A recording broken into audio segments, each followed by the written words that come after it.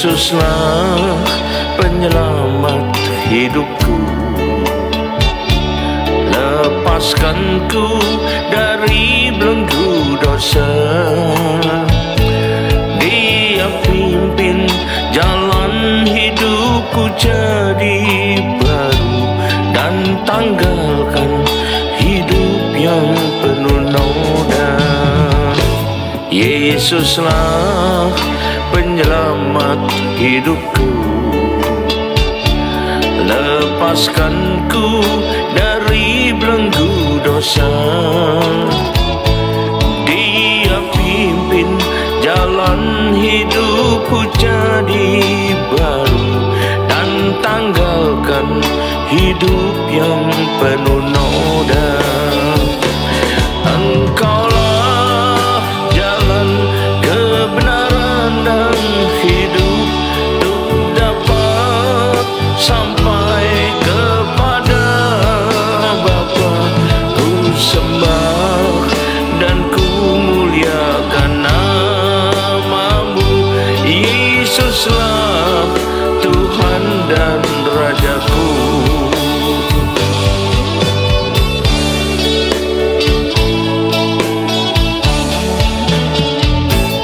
Yesuslah penyelamat hidupku, lepaskanku dari belenggu dosa. Dia pimpin jalan hidupku jadi baru, dan tanggalkan hidup yang penuh noda. Engkaulah jalan kebenaran dan hidup, untuk dapat sampai kepada Bapa. Ku sembah dan ku muliakan namamu. Yesuslah Tuhan dan Rajaku. Yesuslah Tuhan dan Rajaku. Yesuslah Tuhan dan Rajaku. Amin.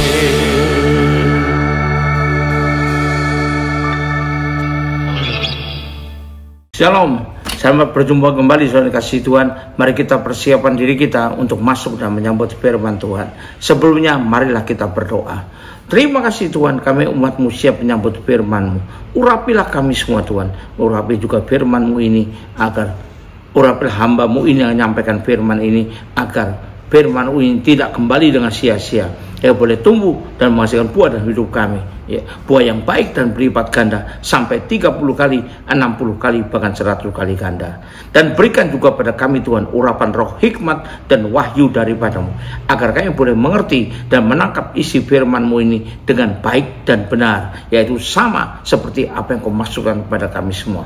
Terima kasih Tuhan, kami siap sambut firman-Mu ini hanya dalam satu nama yang berkuasa, yaitu nama-Mu Tuhan Yesus Kristus. Haleluya, amin. Nah, saya lagi salam dan kasih Tuhan. Mari kita segera masuk dalam firman Tuhan. Tema dari firman Tuhan pada saat ini saya pilihkan bertemakan jadilah bijaksana. Jadilah bijaksana. Karena apa? Karena dalam kehidupan ini kita sering melihat, ya, ada juga loh orang yang mengidam-idamkan, menginginkan mati-matian, bahkan seperti yang memaksakan keinginannya untuk bisa menjadi atau diangkat menjadi pemimpin. Padahal untuk menjadi pemimpin belum cukup hanya mengandalkan riwayat pendidikan saja, ya, yang telah ditempuh, atau apalagi kalau hanya mengandalkan masa atau usianya begitu berapa lama dalam pekerjaannya. Tidak bisa hanya itu saja, ya. Karena seorang pemimpin juga harus memiliki yaitu kapasitas di atas rata-rata, ya. Kemudian harus punya sikap yang mau belajar dan terus belajar, ya, agar tidak memikirkan bukan hanya dirinya sendiri, tapi juga orang-orang di bawahnya, orang yang berkepentingan dengan dia, bahkan juga orang di atasnya. Dan mempunyai kecerdasan IQ atau akal budi yang baik, bukan yang begitu-begitu aja, ya. Nah, punya juga kebijaksanaan dalam menghadapi berbagai masalah, berbagai tantangan. Pola pikirnya harus komprehensif, integrated, strategik, itu menggambarkan seorang pemimpin. Itu persyaratan kapasitas harus dipunyai oleh seorang pemimpin. Bukan cuma berapa lama sudah bekerja. Kalaupun kita sudah bekerja 20 tahun, kalaupun kita sudah terlibat 20 tahun, tapi kalau kita tidak maju-maju sedikit pun, ya sudah gitu-gitu aja kerjaannya. Tidak dipecat aja sudah untung dari BHK, ya, karena mempertimbangkan masa kerja kita yang begitu lama sudah mengabdi. Jadi bukan cuma itu saja, tidak cukup cuma setia saja kalau butuh setia, tapi juga harus punya kemampuan. Tuhan mencari orang setia, tapi Tuhan pilih orang yang punya kemampuan, atau Tuhan tahu bakal bisa ditumbuhkan kemampuannya, sudah diangkat. Nah, itu baru diangkat Tuhan jadi pemimpin, ya. Karena pemimpin butuh kebijaksanaan juga. Bagaimana cara memperoleh kebijaksanaan itu? Nah, ini ya, sebagai orang percaya, maka kalau untuk kita mau mendapatkan kebijaksanaan, maka beberapa hal perlu kita perhatikan dengan baik dan juga perlu ada dalam kehidupan kita, ya. Berapa hal itu yang perlu kita pelajari. Yang pertama, haruslah kita selalu berada dekat dengan Tuhan. Bukan menjauh terus, bukan pergi-pergi sendiri terus, cari hiburan sendiri, cari enak-enak sendiri, bukan. Selalu dekat dengan Tuhan. Dalam keadaan apa saja, dekat dengan Tuhan. Dekat padamu, itu rinduku. Nah, nyanyian mengatakan demikian.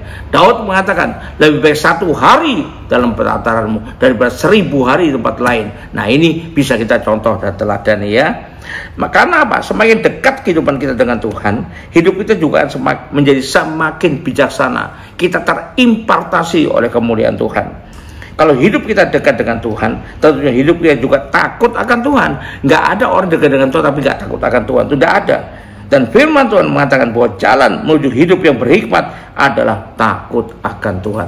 Takut akan Tuhan adalah permulaan segala hikmat. Kita baca di Amsal 1 ayat yang ke-7. Amsal pasal 1 ayat yang ke-7 dikatakan, takut akan Tuhan adalah permulaan pengetahuan. Jadi kalau tidak punya takut akan Tuhan, sehingga tidak mau dekat sama Tuhan, omong kosong pengetahuannya ada, ya. Tapi orang bodoh menghina hikmat dan didikan. Lawannya ada orang bodoh di mata Tuhan, ya. Kalau misalnya ijazahnya banyak, gelarnya banyak, tapi kalau tidak mau dekat dengan Tuhan, tidak takut dengan Tuhan, pengetahuan ilahi tidak akan didapatkannya, ya. Yaitu yang pertama.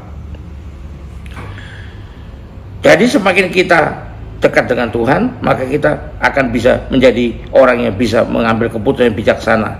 Karena ya perkara ini bersumber juga dari hikmat, pengetahuan, akal budi yang Tuhan atau firman Tuhan berikan kepada kita, ya, bukan dari kepandaian pengetahuan kita sendiri. Yang pertama, jadi selalu dekat dengan Tuhan atau mendekat kepada Tuhan. Yang kedua, selalu menjaga hatinya. Kenapa? Dalam hatilah terpancar kehidupan, ya. Harus jaga hati, karena kita hidup di dunia, banyak hal terjadi di luar kita yang bisa mengaruhi hati kita, ya. Kita jaga itu baik-baik. Amsal 4 ayat 23. Jagalah hatimu dengan segala kewaspadaan. Bukan cuma waspada pada hal tertentu saja. Oh, saya waspada pada teroris, boleh, bagus, tapi waspada segala kewaspadaan, karena dari situlah terpancar kehidupan kita, ya. Jadi kehidupan kita model gimana tergantung dari hati kita terjaga dengan baik gak? Kalau kita tidak bisa jaga dengan baik, tidak mungkin kita jadi terpancar hidup kita adalah kebijaksanaan. Akibatnya sukar bagi kita untuk menjadi pemimpin, ya. Jagalah hati kita.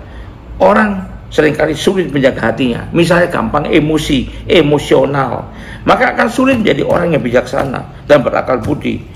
Bila orang menjaga hati dengan agar tidak sombong, tidak pemarah, tidak pemberang, tidak pendendam, tidak memuji dan lain-lain, pembenci dan lain-lain, tapi bisa banyak penuh dengan kasih, pengampunan, pemaaf, damai dan sukacita, maka kita akan bergerak ke arah kebijaksanaan di sana. Jadi mulai sekarang kita pupuklah hati kita, jaga dengan baik agar kita bisa bergerak ke arah kebijaksanaan. Yang ketiga, supaya kita jadi orang bijaksana, mau untuk terus belajar dan diajar. Bahkan ada pepatah dunia mengatakan tidak ada batasan usia untuk belajar, ya. Tidak ada batasan usia untuk belajar. Saya pernah melihat, ya, seorang entah di televisi atau di mana saya lupa, ada di koran, seorang umur 90 tahun lebih sudah duduk di kursi roda, tapi masih sekolah juga ambil gelar. Kenapa? Ini benar juga lah, karena saya pernah juga diberitahu bahwa kalau orang sudah tidak digunakan otak itu, maka sel otak yang mati tidak tumbuh kembali. Akibatnya orang cepat pikun, Makanya walaupun tua belajar, terutama belajar firman Tuhan supaya tidak pikun. Kalau pikun nanti ya kacamata ditaruh di atas kepala, di mana kacamataku? Jangan-jangan di mana rumahku? Waduh, siapa namaku? Wah, jangan-jangan begitu ya. Ini kalau orang sudah pikunnya parah. Tapi kita supaya tidak pikun, maka otak kita gunakan terus untuk belajar. Dan juga mau diajar. Kita bukan orang yang maha tahu. Ada hal-hal yang kita belum tahu, bahkan banyak itu. Dan ada orang-orang dipakai Tuhan untuk ngajar kepada kita. Maka kita perlu belajar. Jangan lihat siapa dia. Oh, dia pendeta kecil. Oh, dia orang tak bernama. Ngajarin saya siapa? Saya ini orang hebat. Itu keliru sikap itu, bukan sikap yang bijaksana sama sekali ya. Jadi kita perlu mau untuk belajar dan diajar. Sehingga akibatnya ketika kita mengalami masalah, ketika kita mengalami hal-hal yang menyakitkan dan hal yang mengecewakan, yang tidak mengenakan, ia mau menarik pelajaran daripadanya. Bukan lalu mengeluh berkeluh kesah saja, tapi menarik pelajarannya, menjadikan hal-hal itu pengaruh yang positif yang bisa meningkatkan kualitas kehidupannya. Jadi pelajaran bagi dia. Kalau Paulus mengatakan aku melupakan yang di belakang, bukan lupa semua dia anaknya siapa, namanya siapa, Paulus atau apa Pujo gitu kan. Bukan begitu. Dia bukan itu yang dilupakan. Yang dilupakan ini hal yang tidak enak, yang menyakitkan, yang buat dia jauh dari Tuhan, bahkan menganiaya orang Kristen. Itu mau dilupakan semua. Melihat ke depan, melihat tujuan hidupnya yang baru, yang telah tentukan Tuhan buat dia. Itu maksudnya. Jadi meningkatkan kualitas hidupnya ya. Itu menjadikan hal itu berpengaruh positif bagi dirinya. Sehingga bisa menambah porsi hati yang bijaksana ini. Firman Tuhan mengajarkan juga Mazmur 90 ayat 12. Orang bilang wajar lah orang mengeluh karena dunia ini penuh dengan masalah. Ya, wajar sih wajar. Tapi kalau kita ingin jadi orang yang bijaksana, orang yang sertai Tuhan, bukan mengeluh, tapi bersukacita di dalam Tuhan. Bersyukur kepada Tuhan senantiasa. Mengucap syukurlah senantiasa, kata firman Tuhan. Bersukacita senantiasa. Tidak peduli apa yang terjadi, ya. Bukan Tuhan tidak mau peduli manusia, bukan. Tapi Tuhan mengajarkan supaya manusia jangan larut dalam masalah, dalam penderitaannya saja ya. Masalah penderitaan pasti ada karena kita masih hidup di dunia. Dunia ini dikuasai si jahat ya. Jadi kalau kita menderita, mengalami penderitaan di dunia itu biasa saja, tapi kita harus tetap bersyukur, bersukacita karena Tuhan. Haleluya ya. Mazmur 90 ayat 12 mengatakan, ajarlah kami menghitung hari-hari kami sedemikian ya, kami beroleh hati yang bijaksana. Nah ini ya, supaya kita bisa memperoleh hati yang bijaksana. Itu yang ketiga. Yang keempat, bagaimana supaya kita bisa dapat memperoleh hati yang bijaksana? Nah, kita harus tekun dan tabah hadapi segala keadaan. Baik itu persoalan kehidupan ini, baik itu kesulitan hidup, baik itu tantangan dalam hidup, apa saja, tapi kita harus tekun dan tabah untuk menghadapinya.